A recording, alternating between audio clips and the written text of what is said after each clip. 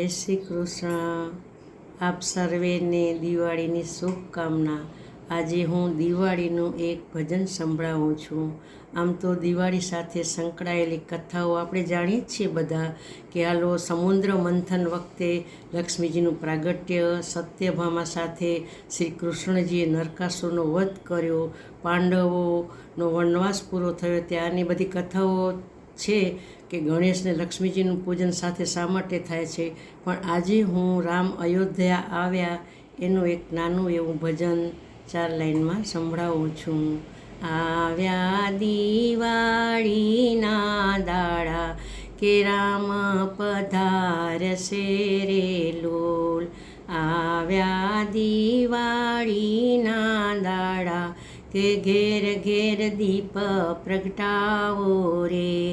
આવ્યા દિવાળીના દાડા કે ઘેર ઘેર તોરણ બંધાયા રે. આવ્યા દિવાળીના દાડા કે ઘેર ઘેર રંગોળી પુરાવો.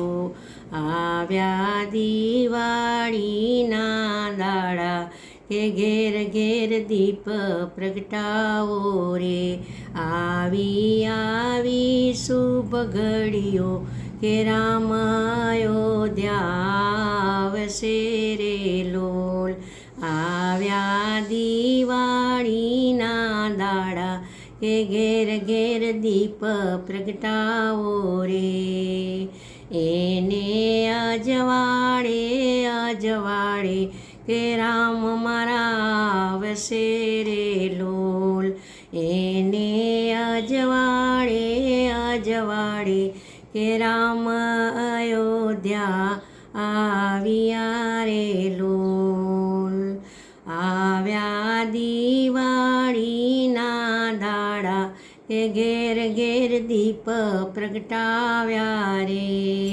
આ દીપ પ્રગટાવવાની વાત જ્યારે આવે ત્યારે મને એક વાત યાદ આવે છે કે એક આંધળો માણસ યાત્રાએ નીકળે છે.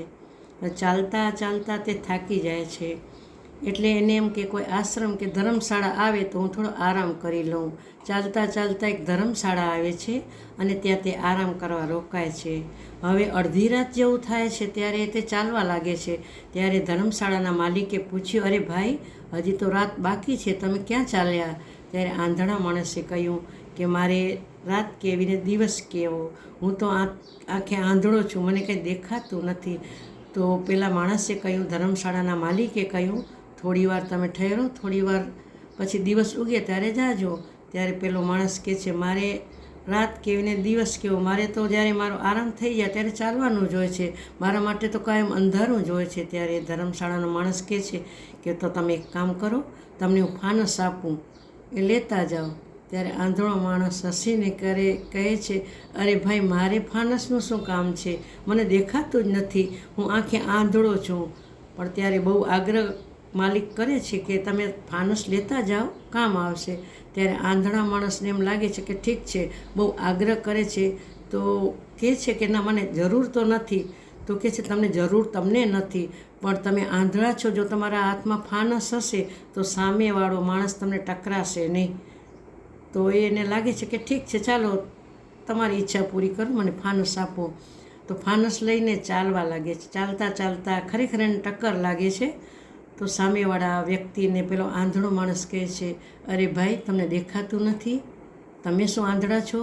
ત્યારે સામેવાળો માણસ કહે છે કે ના, હું આંધળો નથી. તો કે તો તમને મારા હાથમાં ફાનસ છે દેખાયું નહીં? તો પેલો માણસ કહે છે, સામેવાળી વ્યક્તિ કહે છે, ભાઈ, તમારું ફાનસ બુઝાઈ ગયું છે, મને દેખાયું નહીં. પછી તરત સામેવાળા માણસને લાઈટ થાય છે, એને લાગે છે કે ખરેખર હું પણ આંધળો જ છું, મારા હૃદયમાં પણ અજ્ઞાનરૂપી અંધકાર છે, માયારૂપી બધા પડદા છે, મને પણ ખરેખર કાંઈ દેખાતું નથી.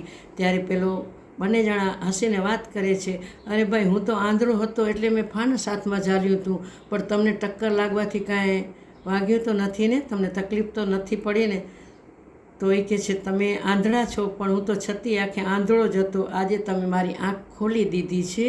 મારા હૃદયમાં અજ્ઞાનરૂપી જે અંધકાર છવાયો છે, તો મને લાગે છે કે હું મારા અંધકારને, અજ્ઞાનરૂપી અંધકારને, માયારૂપી બધા બંધનોને તોડી અને જ્ઞાનરૂપી દીવો પ્રગટાવું, મારા હૃદયને ઉજાડું, મારા હૃદયને અજવાળો કરું, દીવો પ્રગટાવું. મારો જ્ઞાનરૂપી દીવો પ્રગટશે તો જ મારું જીવન સફળ થશે. મને લાગે છે આપણે પણ આંધળા જ છીએ.